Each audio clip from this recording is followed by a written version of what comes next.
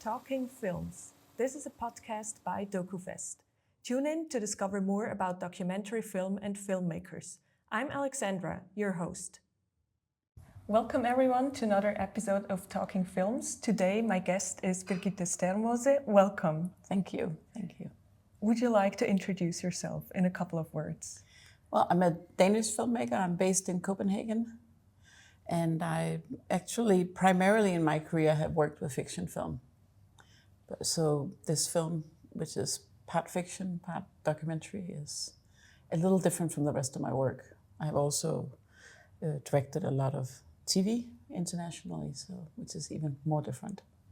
We will talk about your almost documentary in a second. As a first question, as to all our guests, I would also like to ask you, how was your trip to Prishtina? My trip to Prishtina, I've done this trip, going through Austria so many times. It feels very familiar, but this time we had to wait for a lot of other flights, so we were quite delayed. But you made it. But I made it. That's it was great. No problem. So your movie was already screened, and it was packed. There were a lot of people, but still, for the ones who haven't seen it, in a few words, what's the story about? Well, the film is shot over 15 years. It's shot in Kosovo, and it's a film that is co-created with 4 main protagonists that I have known since they were children. So the film started as a short film that I did here in 2008, and then I went back to the kids who are now adults and asked if they wanted to participate in another film. And already the children, they had a very particular job, basically. Can you tell us more about who the children are? So the children that I did the original film, but they were children they were selling on the streets. They were selling peanuts or chewing gum. And they were basically helping to support their families after the war. You came here many years ago for the first time. So how was it back then? And how did you meet these children? Well, 2 questions. How was it back then? It was very different. It was, because it was a post-war country, it was very sort of governed by practicality. And then there was a real sort of high level of energy, like youthful energy and exuberance and initiative. Like this festival was one of the examples. And at the same time, I'm a fairly intuitive person. You could also sense like this underlying trauma that, that people had, which wasn't outwardly expressed, but was there. So that's what I experienced when I first came. And then, of course, now all the corporations and all the businesses have kind of, in a way, taken over the visuality of the country like it has everywhere else. But back then, it was none of that. Yeah. Yeah. And you saw these children selling cigarettes on the streets and then had this idea, or how did you get in touch with the idea of making a film about these children? It was actually because of this experience of coming here and feeling like the reality that I met here was very intense. I got curious about doing something with that, and I was very fascinated at the time with certain filmmakers who staged reality, like Orgaization or Pedro Costa. I really loved their work. And I thought it could be interesting I've been wanting to do something staged. And I met a local filmmaker who said, hey, should we do something? And I said, I would like to, yes, could be fun. So I'm not the kind of filmmaker who travels to other countries and make films. This is a one-off. But, and the collaboration, it turned out that the intention we had was very different with the film. So we split up, and I instead had a local filmmaker help me, because I don't speak Albanian. Yeah. And that was Katrina Krasniqi, who's now a director in her own right, or was then too. And she and we worked, for at least a year on getting to know them and building the trust, meeting them, interviewing them, talking to them before we actually filmed. How old were they back then? They ranged from 7 to 18. Yeah. Yeah. And then you first made a short movie, right? Yes. 2007 with them. Yes, I did. And after it continued for in total 15 years. So was that planned or how did this evolve? Actually, I say 15 years because it's easier to grasp, but the truth is that we did the film and it was a finished film. It traveled, it had a lot of success. And it was also a very, it was a sort of a landmark experience for me, for the crew, meeting the kids, the way we did the film, the way we worked. The people I worked with, we would often reference back to it. And I often thought about the freedom that the project had, just creatively. So, and with the kids in the film, some of them I kept in direct contact with, some I lost contact with, but I would follow them on social media. Mm-hmm. And over the years, I got very curious about what their lives were like. Because I could sense that the struggle that they had as kids had not necessarily stopped. And it's heartbreaking when you know them. In the sort of the Hollywood narration model, we like to think that when something is bad, it gets better. And it ends at that point when it's good. When it's good.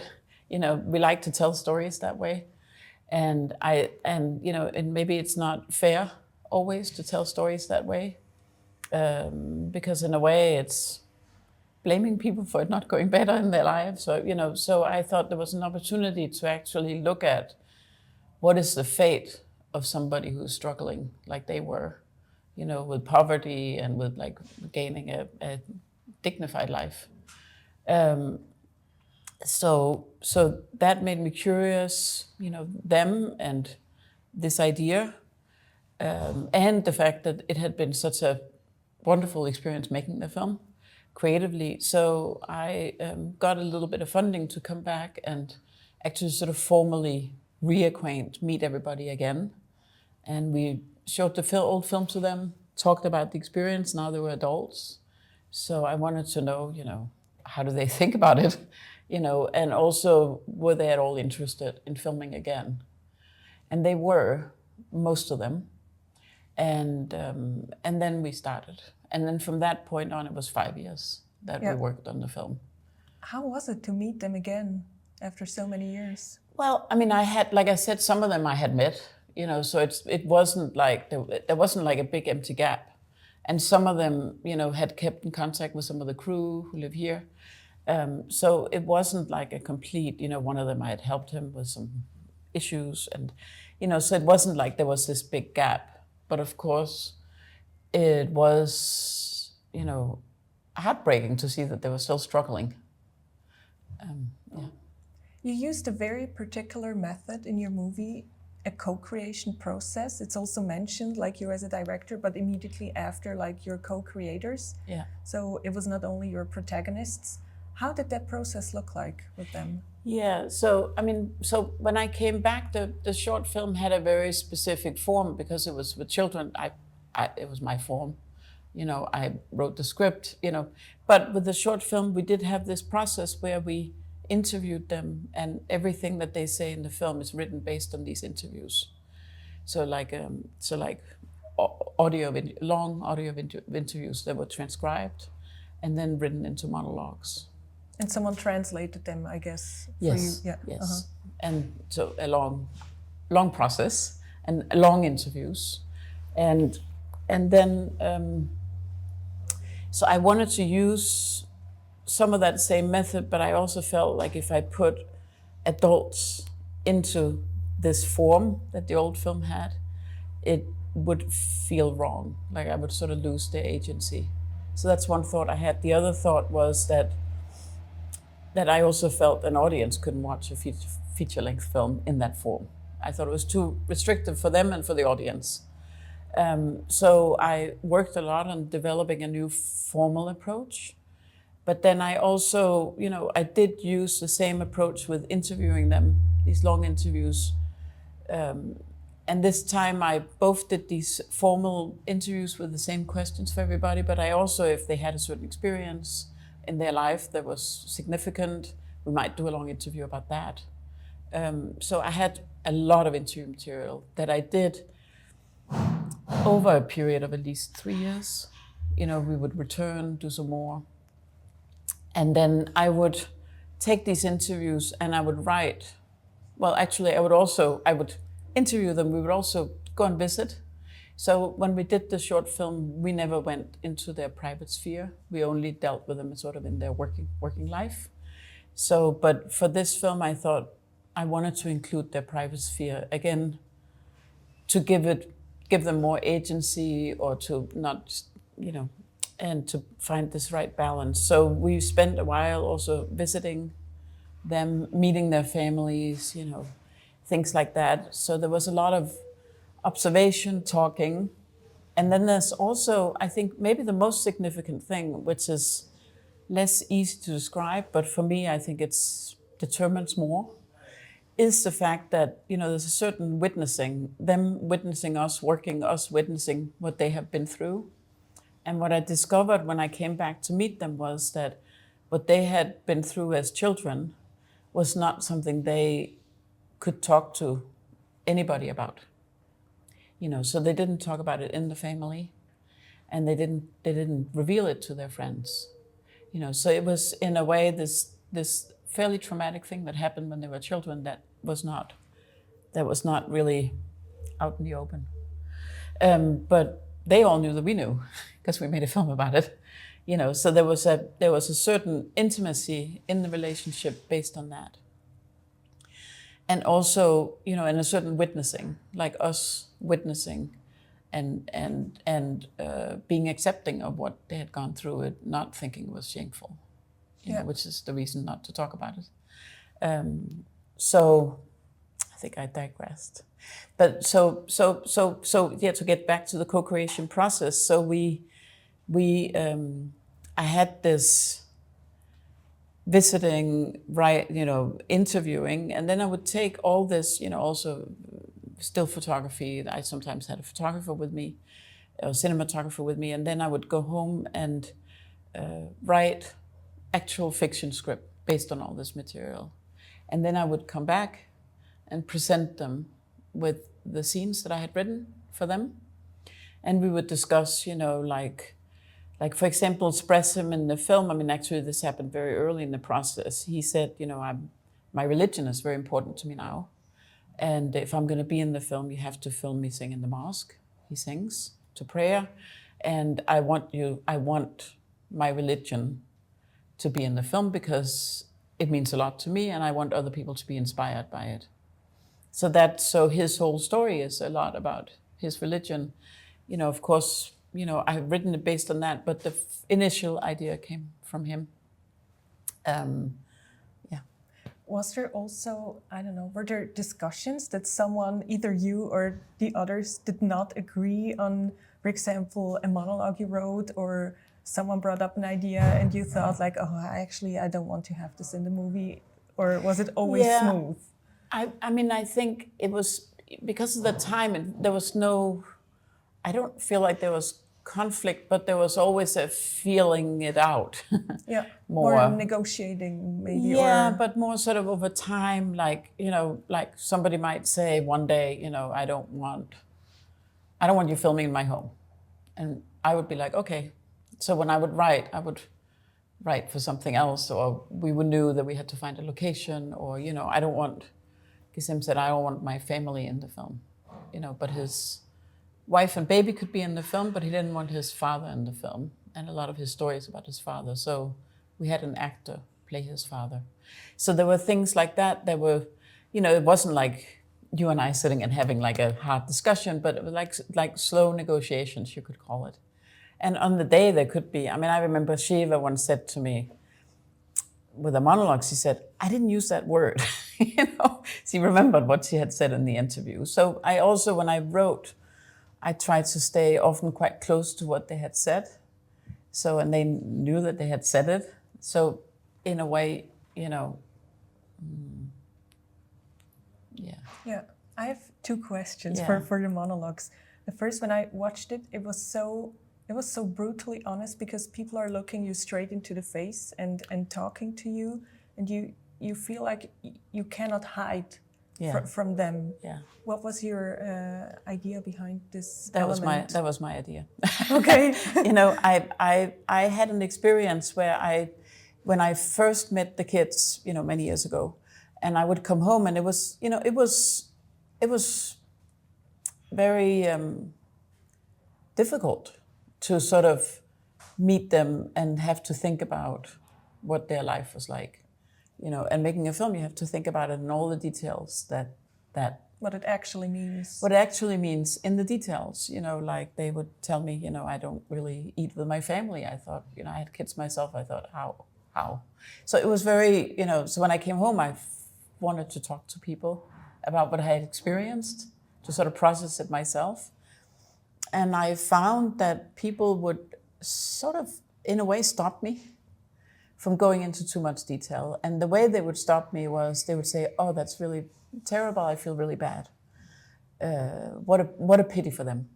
You know, how sad for them.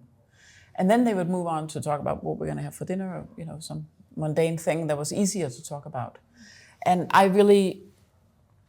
that just struck me. And I thought, this is how we deal, you know, like this is how we cope. You know, and I'm not even judging it, but I just registered that the coping mechanisms that we have to deal with other people's misery is to display our pity. And feel like that's enough. And feel like that's our role. You know, so some people suffer and we feel bad for them. Or we try and help them a little bit, but not in a radical way. You know, and I kind of, after having met them, I thought, you feeling sorry for them makes no difference to them. Like absolutely no difference. Like that doesn't help them at all. Like actually, I don't think they care that you feel sorry for them.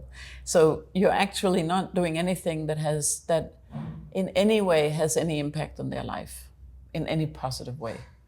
And so I didn't want the audience to be able, and especially because the first film was children, so it's very easy to feel sorry for children. We do very easily, because they're innocent and we want to protect them and we feel sorry for them if something bad happens to them.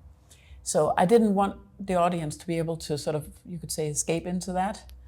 I wanted them to be more confronted. And actually and it's not just the confrontation, but I wanted them to really maybe think a little more deeply about their humanity, you know, because I think another mechanism that we have for not taking other people's misery in is not thinking that they have the same scope of humanity that we do. And it sounds very harsh when I say it, but I think there's an element of that we don't apply the whole range of what it means to be human to people who suffer. Like it's too painful to put yourself in the place of somebody who truly suffers. We can't actually, you know, and that's why I'm saying I'm not even judging it, I'm just registering it. You know, like if we go through life, you know, and some people do go through life feeling all the suffering of other people. And you actually can't really survive very well in life that way. So, you know, we do need some coping mechanism with the suffering. But in the film, I didn't want that coping mechanism to just set in, you know, and for people just to go out elated and feel it'll be okay, or, you know, there's hope. Like people would say to me, isn't there some hope? And I'd be like, I'm portraying what I saw, and it didn't exactly include hope, you know. So I wanted the audience, also for political reasons, to just sit there and be uncomfortable for a bit, because I was hoping, or I do hope, that it can make them not think about how they feel, but maybe about what they could do. You know, that it could create a little more activism rather than emotional response. Mm-hmm. Because I think the emotional response is fine, but it's really not very, it doesn't give you any results. Yeah. You know. So we do have this very powerful element, also agency, that the people have.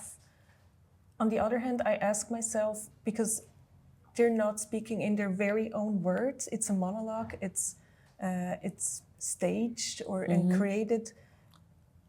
can it be that it's also alienating in some way to some people, or maybe even themselves, when someone watches that and feels like, I know that these people don't talk that way, not in this setting, so it maybe hinders you to feel for them or with them or get more emotions about it? Yeah, I mean, I can't say what audiences feel, they have to say it, but I could talk a little bit about also why it's staged, because it actually, it in a way, I wanted to create sort of a radically intimate space between them and the audience, and them and the camera, and them and me, so I actually feel like if you go into, the private sphere solely, then it's difficult to really have the intimacy, and of course documentary does that, when they're good. But I'm actually, I think for the people in front of the camera, it can be restrictive. Or maybe not right, or maybe I'm not comfortable. Because they feel like someone is intruding their space? Well, you are intruding. Well, yeah. You are. So I have actually used the fictionalizing to create some space around them, to actually, so things are purposely fictionalized sometimes. So the film is not factually true, and documentary is factually true. That's why it's not actually fully a documentary in that way. So I think that where the truth comes in is that it's emotionally true. But it's not even emotionally true individually. It's collectively emotionally true, I would claim.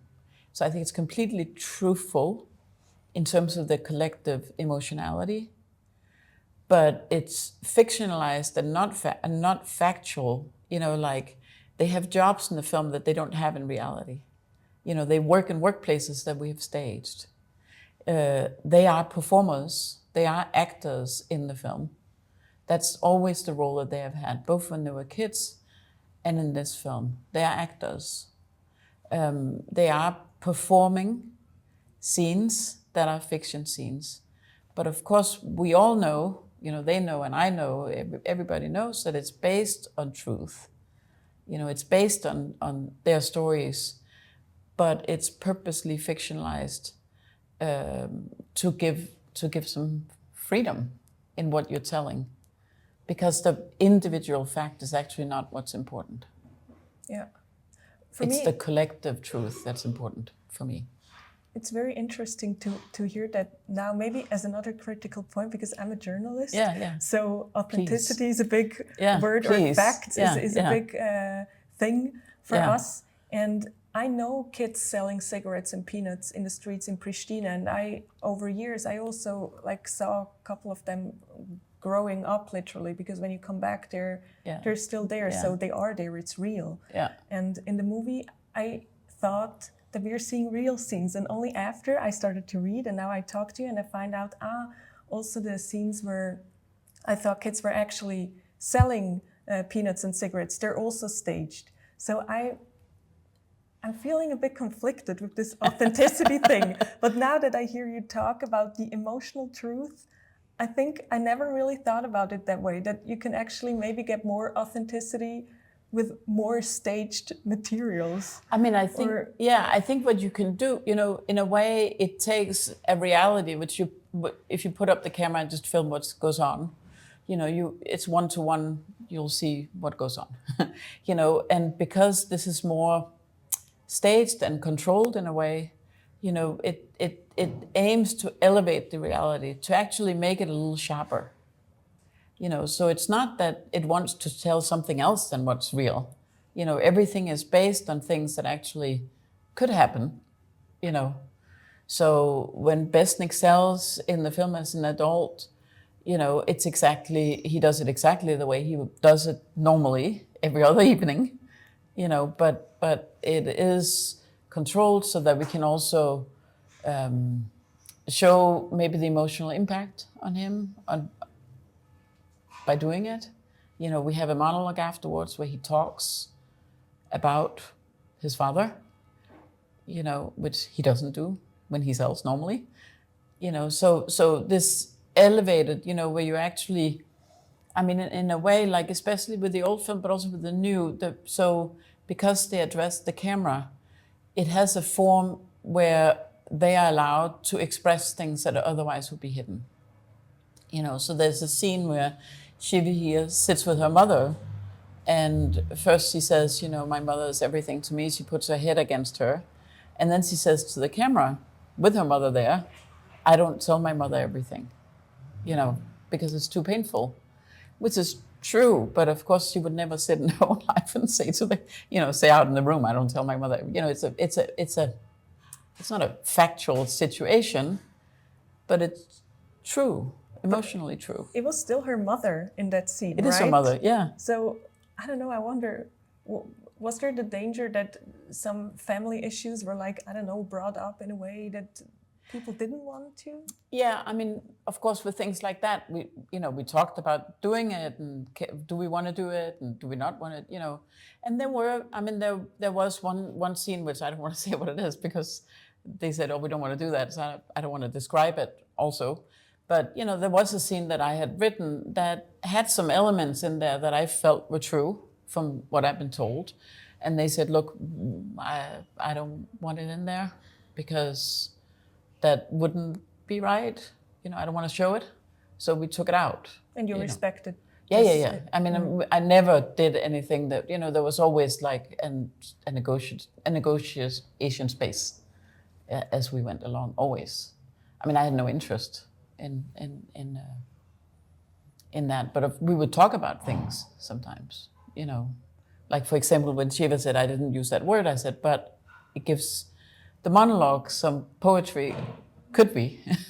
And she's like, yeah, I just want to say it was my word, So things like that, of course, happened all the time, yeah.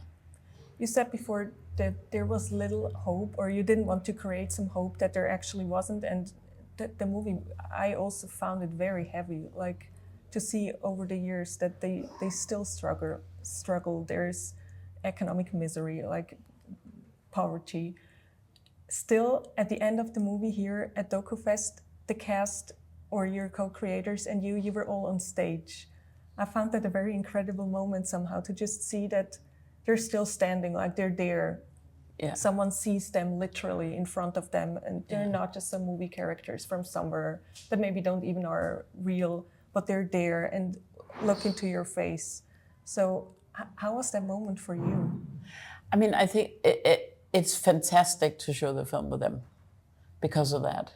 Because there is some, this is the reality moment, is that the film has this performative space, but they're also there. And they came for the international premiere, Berlin. They came with me, the three of them. And it was incredible because, huge screenings, lots of people. And I think, I think you should ask them, but for me, it felt like there was that step of the process was a certain validation, because there was just so much respect for them in the room, for them being there and for telling their story in the film. And I got the sense that they could really feel like they really they own it. So Spresim and Besnik, who were at the screening here they also came to Berlin. And somebody from the crew said, look how they pick up the microphone now. Like they also own the moment with the Q&A, which was a little difficult at first. They were the very first screening, Spresim and Besnik did not want to talk. And I said, for the next one, you have to talk. You have to say something. Because somebody had came up to Shiva here and said, why don't you let the guys talk? And I said to them, you have to, otherwise people think you're not allowed, or, So yeah. It was a wonderful moment then. At the same time, is it hard to know that they're going back to their lives that are not like the glam stage they got in Berlin or here? It is. It's. With this film, of course, the fact that, there's like a film that's been going on, a film that we've been creating together, and parallel to that, there's been a life, and it's been actually the biggest thing to negotiate, because you can have a film and demands of the film, and then there's a life, and demands and complications of that life, and it's it can get mixed up, so it is difficult. It is difficult, but Or maybe asked in a different way, did the film make their lives better? See, you're looking for the hope. I don't know, or maybe also maybe the hope, or also maybe some moral conflict, because like in films, or I heard from many movie makers, and I do understand this motivation that you want to change something, like you want to, as you said, like create some kind of activism. But what did it really do for the co-creators in this case? I mean, I think again, because it's a co-creation, I think that it would be fair to ask them. Like I actually feel it would be a little bit. I don't feel so comfortable saying what it means for them. Just like I wouldn't be so comfortable if somebody asked them what it means for Birgitte to make this film, and they answered. I would also be like, could I answer that myself? You know, and I feel the same way here. You know, of course, I have impressions of what has happened to them, but I actually feel it would be more fair for them to. I don't really feel like expressing it on behalf of them.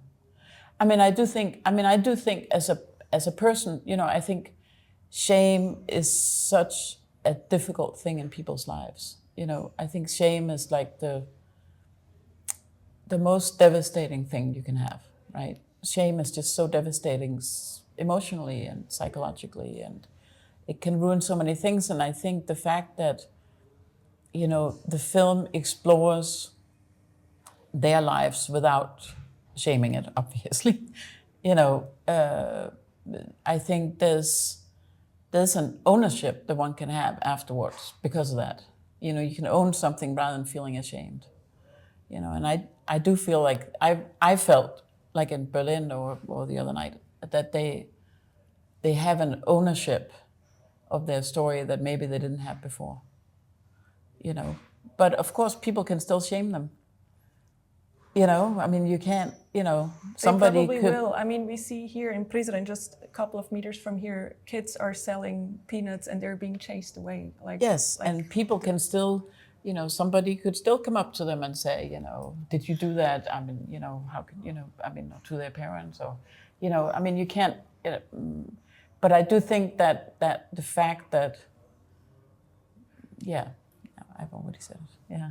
So the movie is done. We're also getting to the end of the conversation. As an outlook, will you stay in touch with the people from the movie? Yeah. I mean, I think, you know, it's not just me and the co-creators, it's also the whole crew here. And it's the same people who worked on the film 15 years ago who, you know, the new people came to it, but the same group. So we are very connected, all of us. You know, it's a small group of people. We've always kept the work around the film very intimate and small. So we are very connected as a group, you know, and of course we'll stay in contact. Yeah. So when you get back from Kosovo, what's your next project? What you're working on? I'm actually, you know, I'm, like I think I said earlier, I'm mainly a fiction director, and I'm working on a film where I'm using the same method, but with my own family. So I've always wanted to tell a story about my father's childhood. He grew up in a very religious environment in the countryside in Denmark. And so I'm setting a story in the 50s in this religious countryside environment. And I have just 2 weeks ago finished going around interviewing my father's siblings to really get all the details of what that life was like.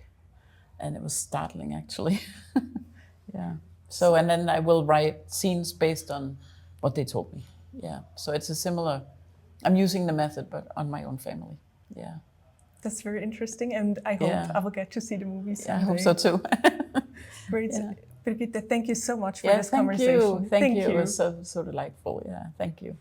Find all the episodes of our podcast on YouTube. Share the episodes with your friends and make sure to follow DokuFest on social media. Organization of this podcast, Blerina Kanxha and Samir Karahoda. Production, Flutura, Balaj. And I'm your host, Alexandra Hildman.